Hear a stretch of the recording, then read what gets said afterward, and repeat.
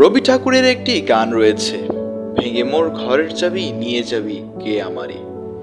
নিজ মনে হয়তো এই গানটি আওড়াচ্ছিলেন বাংলার ড্যাশিং ওপেনার এবং সাবেক অধিনায়ক তামিম ইকবাল। গত 24 মার্চ সাভারের বিকেএসপিতে ম্যাচ খেলার সময় হৃদরোগে আক্রান্ত হন তামিম। এরপর তামিমকে জরুরি ভিত্তিতে বিকেএসপি থেকে নিয়ে যাওয়া হয় সাভারের ফজিলাতুন্নেসা হাসপাতালে। সেখানে তামিম মৃত্যুর সাথে পাঞ্জা লড়ে ফিরে আসেন।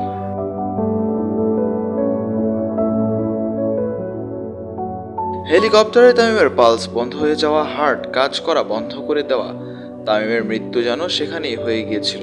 তবে ভক্ত, পরিবার, সহকর্মী এবং বন্ধু বান্ধবদের দোয়ায় মায়া করে যেন তামিম ইকবালকে ধরনীর বুকে ফিরিয়ে দিলেন বিধাতা। তামিমের এমন খবরে আতঙ্কিত হন সবাই।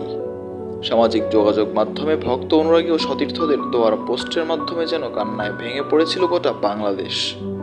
এরপর অনেক কিছু করার পর যখন তামিমের জ্ঞান ফিরে আসে, শরীরের অবস্থার কিছুটা উন্নতি হয়, তখন তামিমকে ফজিলাতুন্নেসা হাসপাতাল থেকে নিয়ে যাওয়া হয় রাজধানীর এভারকেয়ার হাসপাতালে।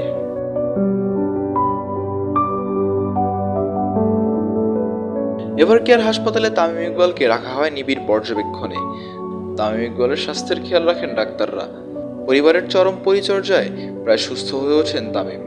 এরপর হাসপাতাল থেকে বলা হয় 2-1 দিন রাখার পর ছেড়ে দেওয়া হবে তামিম ইকবালকে। অদ্য 28 তারিখ কর্তব্যরত ডাক্তার তামিম ইকবালকে ছেড়ে দেন হাসপাতাল থেকে। তামিম চলে যান নিজের বাসায়। তবে বাসায় গেলেই সব শেষ নয়। তামিমকে 3 মাস থাকতে হবে সম্পূর্ণ বেড রেস্টে।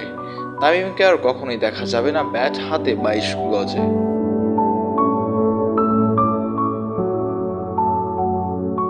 2018 এশিয়া কাপে যেমন লাকমলের বলে আঙ্গুলে আঘাত পেয়ে এক হাতে ব্যাট করেছিলেন তামিম, ঠিক তেমনই জীবনের এই ক্রান্তি লগ্নে সবার ভালোবাসায় দোয়ায় মৃত্যুর হাত থেকে বেঁচে ফিরেছেন খান সাহেব।